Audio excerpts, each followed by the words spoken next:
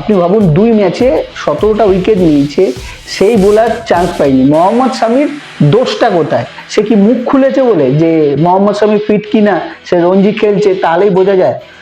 অজিত আগারকার আর গৌতম গম্ভীর যেটা শুরু করেছে, সেটাতে আরো একটা প্লেয়ারের নাম আমি বলবো, আপনারা তো কমেন্টে অবশ্যই বলবেন, সরফরাজ খান। সরফরাজ খান, যেখানে দেবদত্ত পাডিকার এই টিমে চান্স পেয়েছে, ফার্স্ট ডাউনে সাই সুদর্শন খেলছে, সাই সুদর্শনের লাস্ট পারফরমেন্স কি আছে?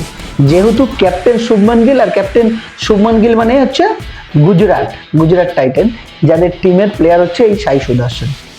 সাই সুদর্শন চান্স পাচ্ছে, সেখানে সরফরাজ খানের ফার্স্ট ক্লাস ক্রিকেট বলুন, সবেতে ভালো ফর্ম, সে প্লেয়ারটা তার ফিটনেস কত বাড়িয়েছে, ফিটনেসের জন্য সে কত কাজ করেছে, রোহিত শর্মার মতো ফিটনেস নিয়ে কাজ করেছে, 15 কিলোর উপরে কমিয়েছে, সেই প্লেয়ারটাও চান্স পাচ্ছে না।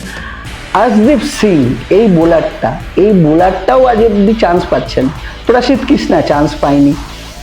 তো সিরিজ ওয়ার্ল্ড টেস্ট চ্যাম্পিয়নশিপ হিসাবে দেখছে, সেইখানে সিরিজে প্রত্যেক সিরিজে কেউ চোট পেলে ঠিক আছে, না তার জায়গায় রিপ্লেস হচ্ছে, কিন্তু প্রত্যেক সিরিজে বোলারদের নিয়ে, যে সিরিজটায় জাসপ্রীত বুমরা না খেললেও চলতো, সেই সিরিজটায় জাসপ্রীত বুমরাকে খেলালো, অর্থাৎ ওয়েস্ট ইন্ডিজের সঙ্গে।